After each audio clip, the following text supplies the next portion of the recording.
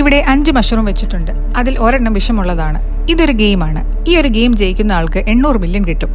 ഓരോ പ്ലേയേഴ്സും മറ്റുള്ളവർക്ക് വേണ്ടിയാണ് മഷ്റൂം സെലക്ട് ചെയ്ത് കൊടുക്കേണ്ടത്.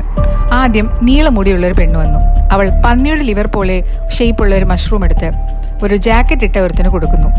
ജാക്കറ്റ് ധരിച്ച ഒരു ടേൺ വന്നതും അയാൾ ചുവന്ന വിഷം പോലെയുള്ള ഒരു മഷ്റൂം അവിടെയുള്ള ഒരു ചെറുക്കന് കൊടുക്കുന്നു.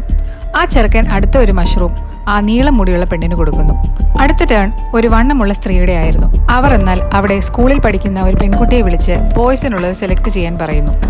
ആ വണ്ണമുള്ള സ്ത്രീക്ക് ക്യാൻസർ ആയതുകൊണ്ട് വിഷമുള്ളത് അവർ കഴിക്കാമെന്ന് ആ പെൺകുട്ടിക്ക് വാക്ക് കൊടുക്കുന്നു.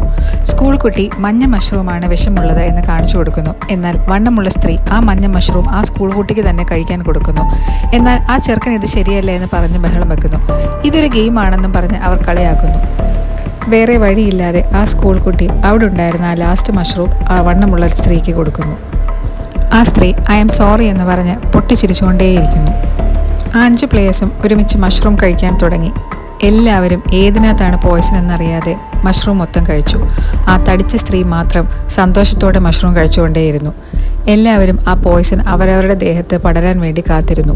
എന്നാൽ ആ വണ്ണമുള്ള സ്ത്രീ പെട്ടെന്ന് ബോധം കെട്ട് തറയിൽ വീഴുകയും ആ സ്കൂൾ പെൺകുട്ടി വന്ന് ചെക്ക് ചെയ്ത് നോക്കുകയും ചെയ്യുന്നു. എന്നിട്ട് ആ പെൺകുട്ടി അവരുടെ ചെവിയിൽ പറയുന്നു ഐ ആം സോറി എന്ന്. ഈ സമയത്താണ് എല്ലാവർക്കും മനസ്സിലാകുന്നത് കൂട്ടത്തിലെ ഏറ്റവും ഡേഞ്ചറസ് പ്ലെയർ ആ സ്കൂൾ പെൺകുട്ടിയാണെന്ന്.